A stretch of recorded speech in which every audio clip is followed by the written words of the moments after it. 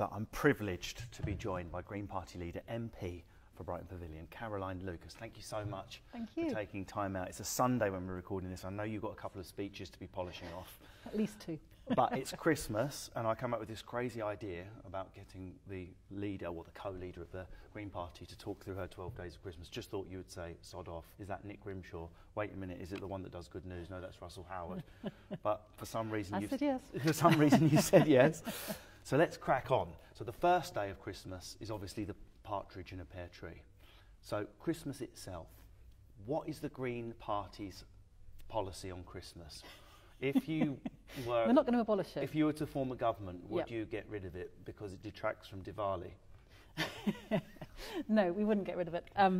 But I think it is true to say that we want to be celebrating all of the different festive seasons from different faith groups, and that's fine. But Christmas, you know, is a time when families come together, when you can veg out a bit, when you're not working so hard, and all of that is great. So I don't think we want to be too down on Christmas.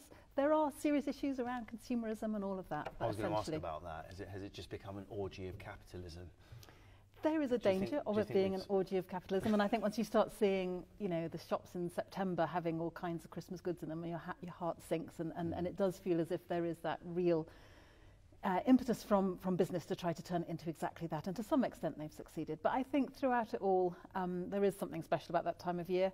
I think we should be, you know, using our spending power wisely when we can. There was something in the papers just today talking about the people in Chinese factories who are making the toys for our kids, you know, who are working 11 hours a day, 6 days a week, no human rights or whatever. So, you know, when we can make the right decisions, let's do it. I think there's a bigger question as well about consumerism. There's this wonderful quote from Professor Tim Jackson, who has written a wonderful book called Prosperity Without Growth. And basically he's talking about the pressure to consume and how we all kind of feel we're not good enough or sexy enough or beautiful enough unless we consume more. Yep. And he's basically got this line about how advertising is persuading us to spend money we don't have on things we don't need, to make impressions that don't last on people we don't care about. And I just thought that's beautiful. Like the opposite of Christmas. I think there should be like I'm going to certainly do it with my daughter, like a national Christmas service where you have to go out and do, like you have to clock up a number of hours of charitable things. Even if it's just go down to the local nursing home and hand out some mince pies and sit with one of the grannies that's been forgotten. That's the bit of Christmas I think we've lost, because we're all so busy and we're all so happy to be off work. You just sort of sit there and eat Brussels and then go back again. Yeah, I think people are beginning to find their own ways of doing things differently there. I mean, I think board games are coming back, aren't they? So you're not just constantly watching TV, and the sense that maybe people might be buying stuff through charities rather than through your high street shops as well. So I think there is a bit of a fight back coming on that. I bet you're mean at articulate. I would not want to be against you in articulate. So two would be turtle doves. Two turtle doves, God, faith, schools. Okay, well, obviously we touched a little bit on celebrating diversity in religion. Yeah. But why? Why do we need religion? Why not? Why don't the Green parties just say, do you know what? Okay, religion's provided some moral backbone back when we were scratching stuff out the side of a cave, but it's not doing much good at the moment. In fact, we would get rid of it completely from all state apparatus. Whoa. Glad you're not too close to our manifesto process. I think that's going to an extreme. I see where you're coming from, but is it not divisive? It often is divisive, and so, for example, if you had something like faith schools, that is where the Greens would say we don't think it's right to divide kids at a very young age, so we don't think there should be faith schools, no. Yeah. On the other hand, I think for some people, their faith is deeply important to them, and that's fine too. I mean, for me, I think it's more of a sense of the spiritual, the non-material, the stuff that we were just talking about Christmas, you know, the bits of it that aren't about going out there and binging on stuff. I think that is important, and I think somehow it would be really exciting to try to think about a politics that really embraces that as well, that treats people as more than just a collection of their buying habits. Why do faith schools get better results? This is the annoying thing. I'm like, damn your religion, your Catholic school gets better results. Go to communion now. Why? I hadn't seen the evidence to show that they necessarily do. I mean, to the extent that maybe some or more of them are likely to be private, they're more selective. I don't think there's anything intrinsic about having faith that means that you're more likely to do well at school. I think that would be quite a dangerous assumption to draw. Is the Green Party agnostic or atheist? If a Green Party was a person, would it believe in God? Do you know, I've never been asked that question before. No, because all the others are like, David Cameron's like, I go to church, Theresa May, yes, I'm a Christian. It's almost like they have to say it because we have the Church of England, which has still got its tendrils around everything that goes on. But half of them, do they really? Tony Blair, they're all God believers. You know, actually, we're sitting here in Brighton, and of course, when it comes to the census, more people in Brighton say they belong to the Jedi faith than any others. So, you know, we're in a good place for this discussion. I don't think that the Green Party would be nailing its colours to any particular one faith, and I don't think they're doing that out of some kind of sense of political correctness or anything else. I just think we genuinely recognise that having people to follow the faiths that they do can be positive for them and great, but let's not impose it on people or assume it from people, or make sure that you have to have prayers before Parliament or before council meetings, or I think in modern Britain we need to reflect what modern Britain looks like, and there are a diversity of religions and none in Britain today. If anything's going to have anything to do with the state, I would rather a humanistic approach. I agree. I'm a bit of a science nerd as well, and looking at the evidence, there is evidence for people who get together on a Sunday, whether it's just large families or whether they believe in God or whether they're humanists, live longer than us who sit at home in our cold atheist crypt reading Richard Dawkins. There's obviously some neuro or cardioprotective benefit in convening, which when you become an atheist, you lose. I think that's a really good point, and maybe we should be thinking about similar kinds of fora for atheists to get together, because atheists still, have very strong feelings of solidarity with people less well off, or still have all kinds of things they want to contribute to society. So the idea that you have to be sitting on your own in a sad fashion because you're an atheist, I think is something we should challenge. So that's a great bit of evidence, and I'm not surprised when people come together, whatever they're sharing, even a party political meeting maybe, that would be an interesting analogy to make. That can decrease your life.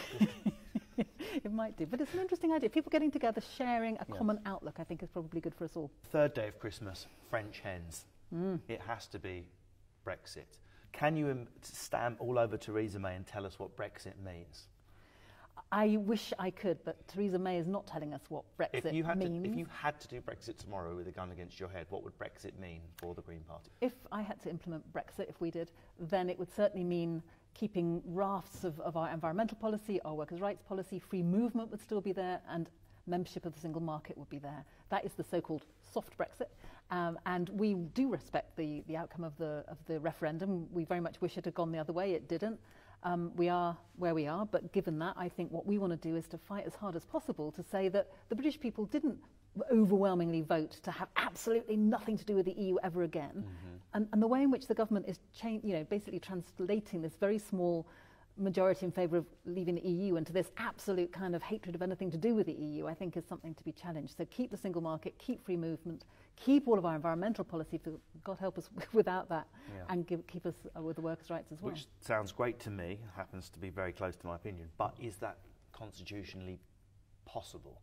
Can you leave and stay in the single market? No, you can. I mean, there are all kinds of examples that were cited throughout the referendum campaign, and interestingly, some of those who were pro-Brexit were talking about staying part of the single market. So, for example, Norway pays into the single market as a member of the single market, but as a result, it also has to abide by the rules of the single market. Isn't there a difference between never having joined and leaving something which one already belongs to? Well, that's the question we don't quite know the answer to, because this is the first time we've ever done it. So I think that if there was a political will there to make a strong case for what we want from the rest of Europe, then we'd have a better chance of getting it. Right now, Theresa May is telling us nothing.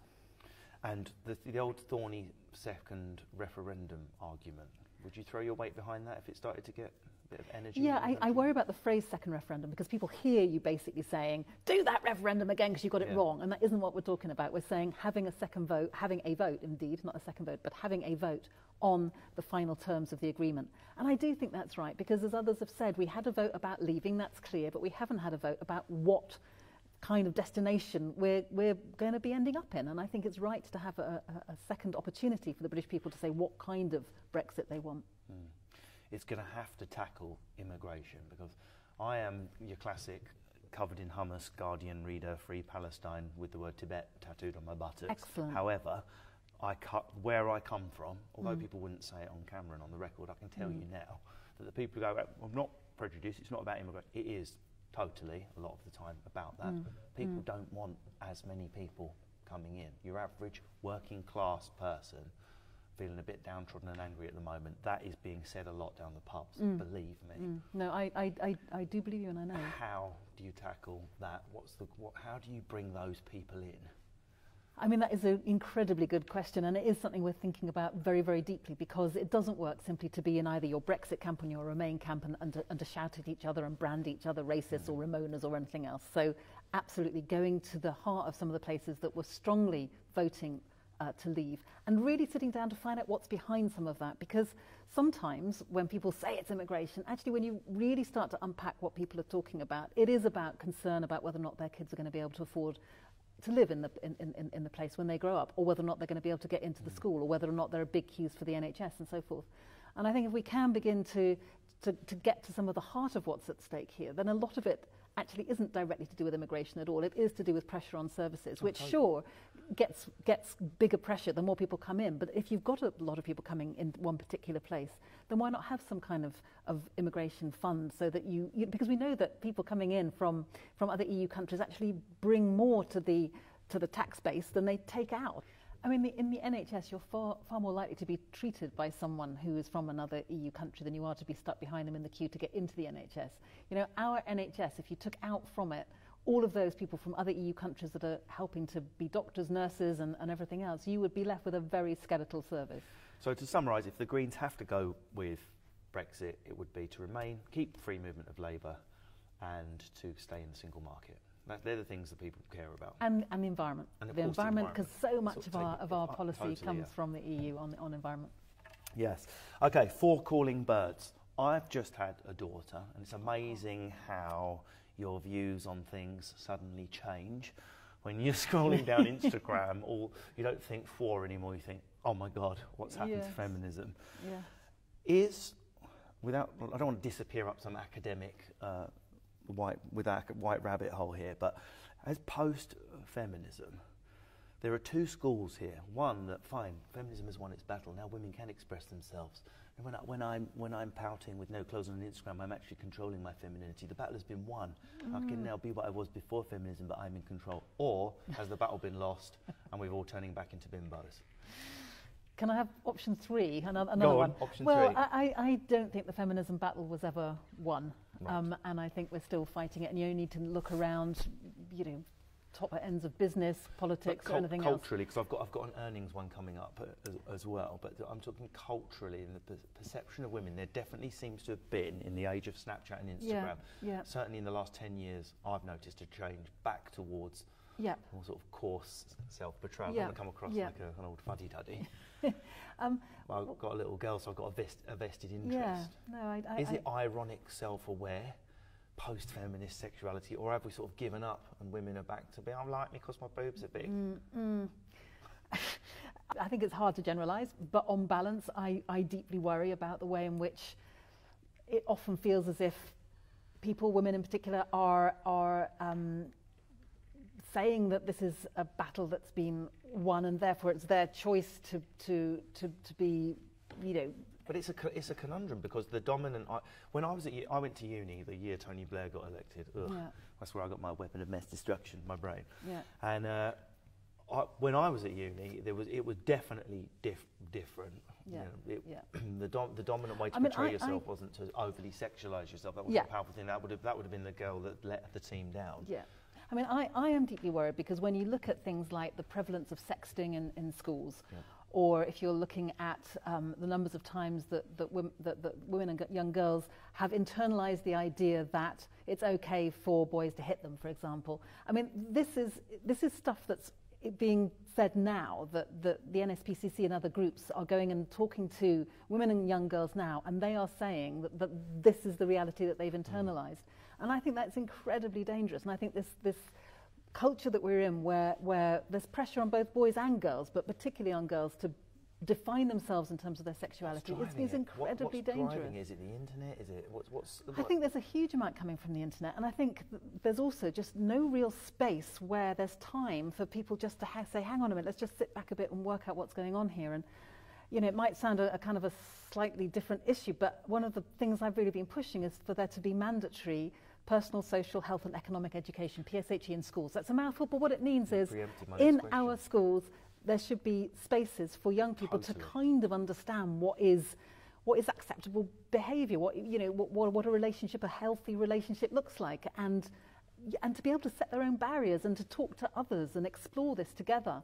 And there's some fantastic PSHE actually being taught in some of our Brighton schools. I've been along and seen it, and it's great, and that ought to be available to everyone, not just on a postcode lottery. My view is it should be in primary school. I think Yes. once the hormones Yes. and awkwardness have kicked in, Yeah. the sex education lesson becomes irrelevant. But what I call the Melanie Phillips school is if you talk about something, it makes someone do it. In spite of all the evidence to the contrary. And yet you can draw a graph when the age of sex education in the country and the teenage pregnancy rate almost tracks like a perfect graph. Exactly. Anyway, let's stop agreeing. It's incredibly boring. Yeah, okay. So men, did you ever think that feminism wouldn't mean that women become equal to men, but that men would become as body dysmorphic and messed up as women? No, this is that just we not would join good. you. No, this was not the way it was meant to be at all. But it's really true as well, isn't it? I mean, we've talked mostly about girls. I'm the mum of 2 boys. And we're losing it as well. Yeah, we are pouting and Yes. worrying about our six-packs. It's not like we've become these Neanderthal Mr. Rochester oppressors. No, I know. We've got some work to do here. Okay, 5 gold rings, obviously. Big one for the Green Party, inequality and wealth distribution. Now, obviously I would rather people were more equal and we lived in a fairer society. But are we going to send people away if we start implementing some of your ideas about this wealth tax? Don't we need some of these fat cats here so we can milk them for their business acumen? I think I'd risk losing them, to be honest. I don't buy that argument. It's a very, it's always the one that's wheeled out saying let's not do this. But it's always the kind of pushback that you get whenever you're trying to introduce a more radical policy, whether that's a living wage or better conditions in work. It's always said that the businesses will bugger off and then we'll all be worse off, and actually it doesn't usually happen, and people do get used to the new policies. Because of a global economy. I think that, for example, in the UK, there are really good reasons that businesses want to base themselves here. Business people want to be here, the language, the time zone, the contacts. Right. And we could afford to be pushing this much harder. And also, some of them, I think, could be persuaded to have a bit more of a social conscience and recognise that all of our well-being is improved in societies that are less unequal. And there was this fantastic book called The Spirit Level a couple of years ago. And what this book told us was not only that inequality is bad for people at the kind of the bottom of the heap, which is fairly obvious, but also that the more unequal societies around the world are the ones where even people at the top end, if you like, are not having as much good outcomes on health or in terms of their own, self-identified well-being or anything else. So basically, more equal societies are healthier societies. It's not difficult to do this stuff if only our politicians would have a little bit more spine on this and say, it is outrageous that we have the levels of inequality that we do in Britain today, that the 5th or 6th richest economy in the world, you've still got people sleeping rough. The people are using, over 1 million people using food banks. This, in the 5th or 6th richest country in the world, it is just not acceptable. And so just because I know it gets a bit awkward when we get into figures, and this is supposed to be a light-hearted interview, but what are you calling the top? Who are the people you would go after with the wealth tax? When you say the top 1%, for someone watching this, what does that mean? Is that someone that earns £500,000 a year? Is that someone that earns £100,000 a year? Who are these people? How much have they got? How much do they earn? Well, at the minute, we're talking about it simply in terms of a principle. We haven't got set figures yet, and we're also looking at people's net worth. So it's not just about income, it's about whether or not they're sitting on, half a dozen very large houses in London as well. So I think it's important to look at that unearned. So they would pay tax on their assets? They would pay tax on their assets. And you would have a higher rate of tax for people who earn more as well. You would not be trying to make Britain into the kind of an offshore tax haven, which what appears to be Theresa May's model that she's pursuing at the moment, with corporation tax being slashed and slashed and slashed. I think we're already the lowest in the G20 practically. So there is a huge scope to be able to build a more equal society, and I think the knack of it has got to be persuading people who are earning more that actually a more cohesive society is in everybody's interest. But we don't rely on persuasion alone. I think we, at the same time, have to be using the stick as well as the carrot. Absolutely. Is the Green Party a vegetarians' party? Can you join if you're not a vegetarian or a vegan? And why are there so many vegans all of a sudden? Well, yes, you can definitely join, whether you are a vegetarian, a vegan, an omnivore, or wherever you are. Please join. Having said that, the Green Party is deeply concerned about animal welfare in particular. This is slightly at odds with meat eating, isn't it? Well, it depends. Are you okay? Oh, you're dead. Well, no, that's difficult. But it's also the case that we could be eating a lot less meat, and we could be looking after animals in a much better way. And I think what we're concerned about is that the kind of the cheap meat kind of scenario means that if you've ever seen some CCTV from inside slaughterhouses, it is absolutely horrendous. I mean, if that was mandatory viewing for everybody, I think we'd have probably quite a lot of people, choosing to eat differently. And I know it's all very well for middle class people to say, oh yes, we'll buy more expensive meat. But if we ate less of it, in Wakefield, I've not heard of it. But if we ate less of it and it was better quality, then I think that would be good for our health. It would be good for animal welfare. It would be for those of us trying to put lean muscle mass on our guns. It is a challenge. We've got to get protein from somewhere. Well, yes, but giving your protein, that's the other point as well. Obviously, from a climate perspective here, that if you are using your grain to feed the animals to eat the meat, that is an incredibly inefficient way of doing it. So that puts pressure on resources for feeding the world, but it's also the case that more and more animals means more and more methane, which means more and more climate change. Absolutely. So there's lots and lots of good reasons. And this is one of the things that infuriates me. Whenever I sort of wade in on this, I did a little comedy thing the other day about the vegan fiver. And vegans have a surprising amount of energy. So anyone that thinks veganism deprives the user of energy is wrong. Is that I'm not even sure it's a proper dichotomy, eat meat, don't eat meat. There is a third way in the middle which never gets looked at, never gets studied scientifically with the bowel cancer parade, which is grass-fed, properly reared, ethically raised and ethically slaughtered, if there is such a thing, meat, dairy and animal produce. It is different. It has different effect on the... But like people who are vegetarian by health and go, oh, look at this, and they get these stupid China study out and everything, which is completely debunked.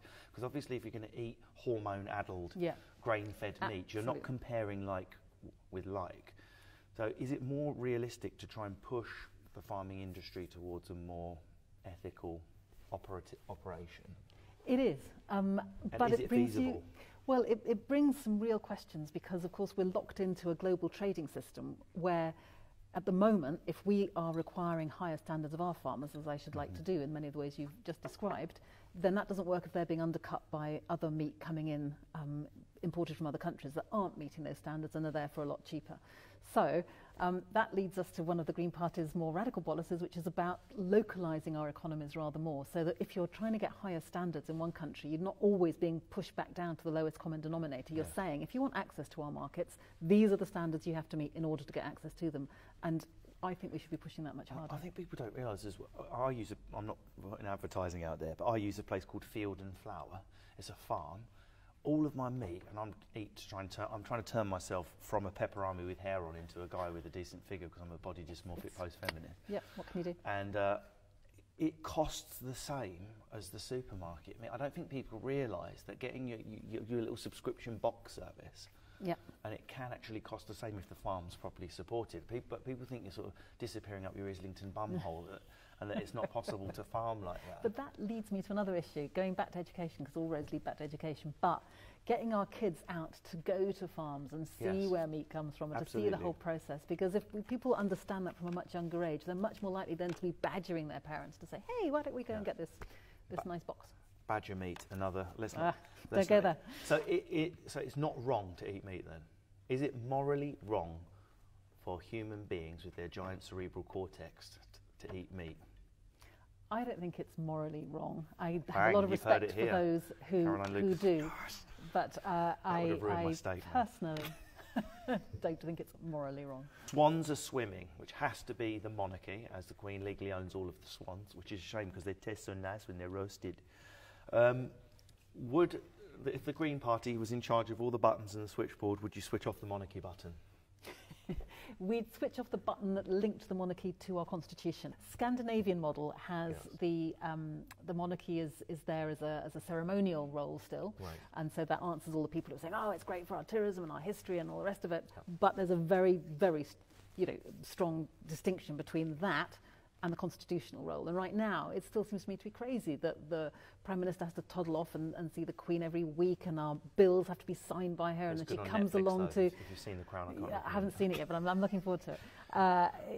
The state opening and so forth. And right now you can say, well, okay, that's just a bit of theatre. But actually it reinforces the fact that we are subjects, not citizens. We don't have a written constitution. All of this is incredibly fuzzy.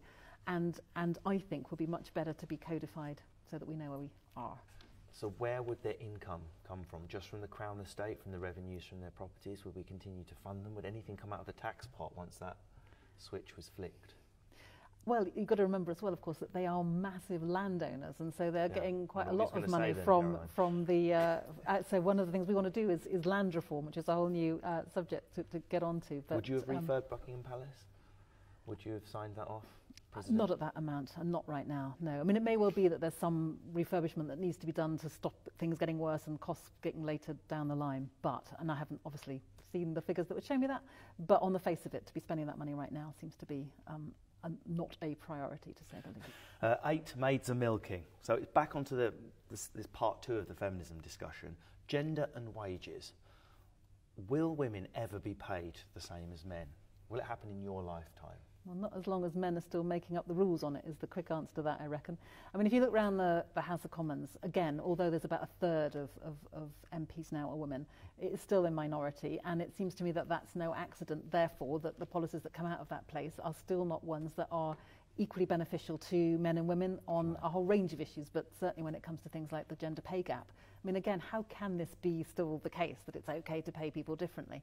I mean, it goes back to some of the structures around childcare, because if you take some time out of work, out of paid work to look after your child, then you come back in again, the chances are you're coming in at a lower level than you would have been if you'd stayed. And so I think it raises all kinds of questions about how we structure society as a whole. And free childcare, it seems to me, right, across the board, needs to be an absolute, We have less proportions of females in power than Sudan. Did you know that? I've seen that, actually. I think Rwanda's ahead of us as well. I mean, it's just like, what is going on here?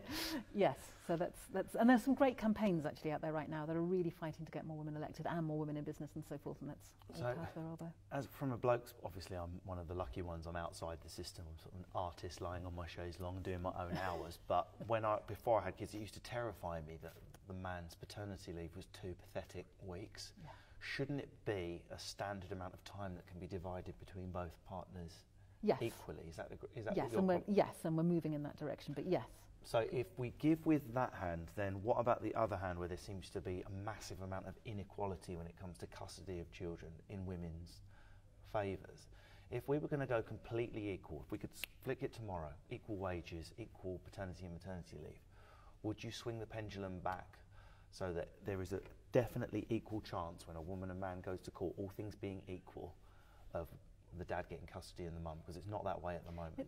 It isn't that way at the moment, but it's also not the case that most of the men in that situation are the ones who've been the primary carers. No, but if they were, then I think that gender would not be an issue. But you'd have to, all things really would have to be equal, in no kind of abuse around finance or about domestic violence, or if all of that was just, then of course, why would it not be? Because it sometimes feels, this is getting my man This isn't going to be right, yeah, okay, go on.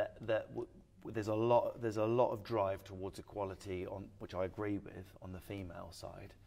But then certainly it might only be anecdotal, and from the men that I know, you feel like you don't have any power or any voice at all in the event of a marriage breakdown. You think, what's the point in even trying? I'm going to lose even if I'm dad of the year, because the pendulum has swung so far in the other direction against men. I would love to see real evidence about that. I know that's the kind of the story, if you like, but every kind of bit of casework that I do on these issues, when people are going to the courts and so on, it doesn't feel like that from the women's point of view. It doesn't feel that they're in charge by any means. It's a constant battle. And when you've also got the kind of often the issues around how finance is used as a kind of lever as well to manipulate things, that then it often feels like the women are really struggling to get the maintenance, to get the support, to get all of that kind of follow-up. So, the situation right now isn't working, I don't think, for the women or the men, to be honest. And so if there were to be an overhaul, that would be great. But my experience is absolutely about women fighting all the time to try to get the maintenance that's owed to them, the support that's owed to them, and it's not coming. free full-time childcare almost from birth. Do you think that would solve it? That's what they have in some of the I think it would help. I can't say it would solve it, but it would go a huge way. It would go a huge way. We're on to 9 ladies dancing. Prostitution, okay? We've all been on holiday to Amsterdam and seen the way it works there. Does it... Have we all been there? Okay, fine. Yeah. You must have been to Amsterdam. I don't think I've been to the brothel area of Amsterdam, but sorry, I've quiet life. Well, I have been to Amsterdam, and it seems to me, from an outsider, and all countries that legalise prostitution, that it leads to better outcomes for the people that are going to be involved in prostitution. Is that a myth for people that just want to make money off it by taxing it? Or would the Green Party, if they could, regulate, legalise, and therefore police effectively prostitution if it became an industry? The Green Party's position on prostitution would be to decriminalise it, which is slightly different. Once you start legalising it, then that means much more of an involvement of the state, and actually you've got much more involvement. What we think is that right now we've got a situation where the seller of sex is often put at risk, and that's my starting point, that I want to keep people safe. Absolutely. And I was originally very drawn, I have to say personally, to the so-called Nordic model, and that was the model whereby the seller of sex is decriminalised and the buyer of sex you still keep as criminalised, because I was seeing it through a lens of violence against women and girls. But I then had a lot of conversations with a lot of people who have persuaded me that actually the Green Party policy is right, which is great, because what they were saying was that if your bottom line is how do you keep most people in this industry safe, then it's much better if you are decriminalising across the board, the seller and the buyer, because if you still try to criminalise the buyer, then it means that the person who's selling is having to make much quicker decisions. They're perhaps not looking after themselves so well. They're less likely to make sure that the person that is buying is safe and not going to do something bad. And so decriminalisation, I think, is a better way of keeping people safe. I'm just interested, if it's a consensual transaction between someone that wants to sell something, someone that wants to buy something, both people are of legal age, why shouldn't it be legal fully? I think the distinction we're making between decriminalising and legalising here is not to say that decriminalising doesn't mean it's legal, but once you're saying it's legal, then when you've got legal systems of prostitution, then what you sometimes have is the government coming along saying, yes, it's legal, but would you please have health checks every week, and these are all the rules you're going to have to abide by in order for it to be legal. And Amnesty International, for example, have come out really strongly saying requiring all women or all sex workers to have a weekly health check and write it down in a book and so forth is an infringement on their human rights too. So decriminalising just means don't bring the law into this. So I think it comes back to kind of what you're saying. 10 Lords are leaping. What would you do with the House of Lords? Would they all be elected? They would all be elected. They would all be elected. I mean, again, the idea that you just promote your cronies to... Haven't you got a baroness knocking about? We've got a baroness knocking about because while it's there and while legislation is being scrutinised by the House of Lords, not to have someone there is really difficult. If you've got someone in the House of Commons, I'm trying to do my bit, putting my amendments down in bills in the House of Commons, and for as long as the House of Lords is there with the role that it plays on scrutiny, then it's helpful to have someone there. But it doesn't need to be someone who's just been put there because the Prime Minister's had a nice chat with them or they've given the Prime Minister, a load of money. Is it weird that the Green Party has a baroness? It is a bit weird. I would prefer that it was... Gandhi having a machine gun. I don't think it's entirely like that, no.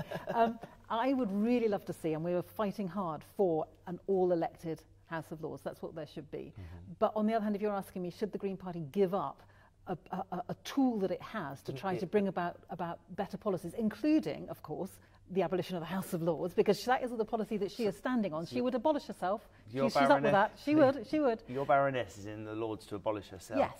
I mean, that's... Minds have just been blown. Okay, 11 pipers piping. Weed, marijuana. Come on, free the weed. At least in Brighton. We're in Brighton, man. I can go and buy a vegan shoe. You can. Hold hands with my gay friends, dance in a circle, run along the beach. Yeah. Let's all get stoned. Yeah.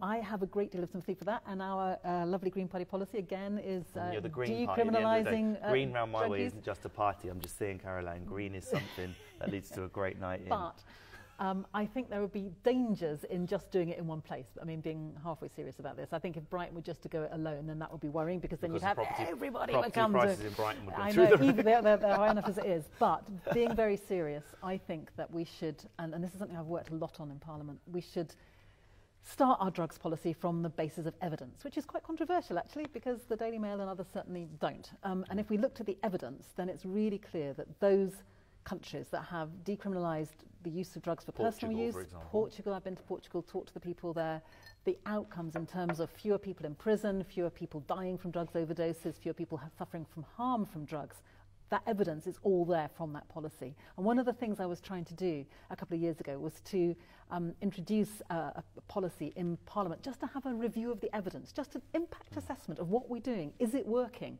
Answer in brackets, no, look at the prisons, close brackets. But just to try to get the government to look at whether or not current policy was working, and they wouldn't even agree to that.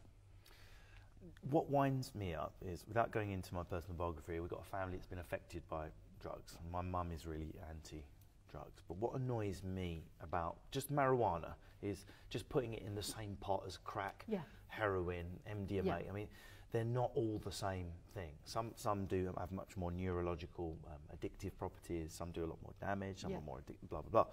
But marijuana itself, they are two different drugs. Skunkweed, that's been genetically manipulated, so all its cannabinoids have been messed with. Yeah. There is evidence there between interplay with schizophrenic illness. Natural Bob Marley grows out of the ground like yam and sweet potato. I don't think does. No. And if you were to regulate it, you would know what you were consuming, which is the other point. Because right now, when everything's banned, then you don't know what you're buying, and you're more likely to be buying from someone who's got an interest in not only selling you that, but also getting you hooked onto other drugs. Yes. So you would be much safer from the point of view of the purity of what you're taking and the separation of marijuana from all those other more harmful drugs.